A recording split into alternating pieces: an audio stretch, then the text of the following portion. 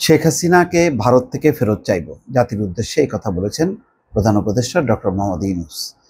এই বক্তব্য থেকে সরকারের রাজনৈতিক যেই বক্তব্য বা উদ্দেশ্য একেবারে পরিষ্কার যে ভারত থেকে শেখ হাসিনাকে ফেরত চাওয়া হবে কেন? বিচারের উদ্দেশ্যে। বাংলাদেশের যেই জুলাই আগস্টে গণঅভ্যুত্থানে বিপুল মানুষের যে মৃত্যু এবং হতাহতের ঘটনা, তার ১ নম্বর আসামি হচ্ছেন সাবেক প্রধানমন্ত্রী শেখ হাসিনা।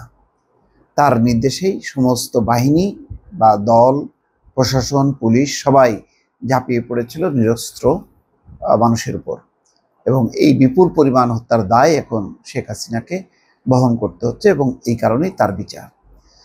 এটি শুধু বাংলাদেশের আভ্যন্তরীণ রাজনৈতিক বিষয় না, এটা একই সঙ্গে ভারতের সাথে সম্পর্ক, ভারতের সাথে কূটনীতি এবং আন্তর্জাতিক একটি কূটনৈতিক অংশ। এই বিষয় নিয়ে ভারতের সঙ্গে অম্ল মধুর একটি সম্পর্ক তৈরি হবে নিঃসন্দেহে, কেননা ভারত আনুষ্ঠানিকভাবে একেবারে সংসদে সকল রাজনৈতিক দলের সম্মতির ভিত্তিতে তাকে আশ্রয় দিয়েছে। তার বিপরীতে বাংলাদেশ যখন শেখ হাসিনাকে ফেরত চাইবে, তখন ভারত এটা স্বাভাবিকভাবে ভালোভাবে নেবে না। অনুপ চেটিয়ার কথা উল্লেখ করতে পারে বাংলাদেশ।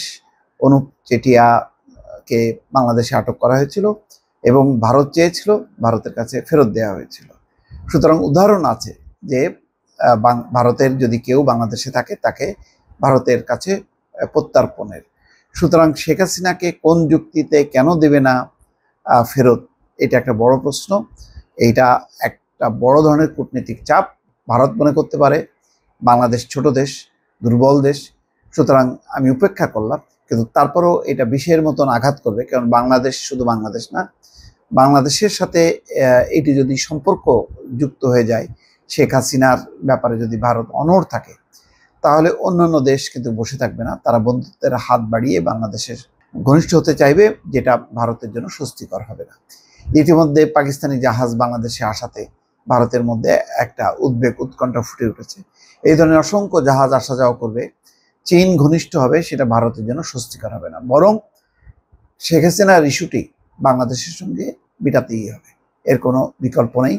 আর ভারত যদি বাণিজ্যিকভাবে, অর্থনৈতিকভাবে বা সীমান্তের সামরিক দিক থেকে যদি চাপ প্রয়োগ করতে থাকে, সেটাও আন্তর্জাতিক মহলের দৃষ্টিতে আসবে, এবং সেটি পর্যবেক্ষণ করে অন্যান্য দেশ কিন্তু চুপ করে বসে থাকবে না। ফলে এই বিষয়টি নিয়ে ভারত যে খুব সুবিধাজনক অবস্থায় আছে সেটা না।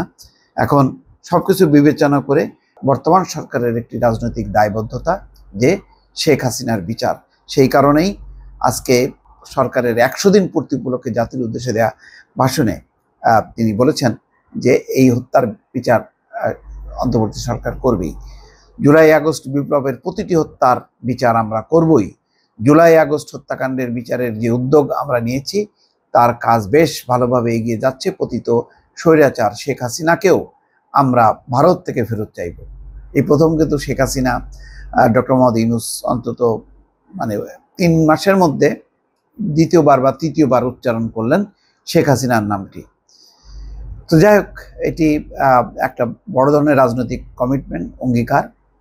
এটি ভারতের প্রতিক্রিয়া কি এখন সেটি দেখার বিষয়। দর্শক ভালো থাকবেন, আল্লাহ হাফিজ।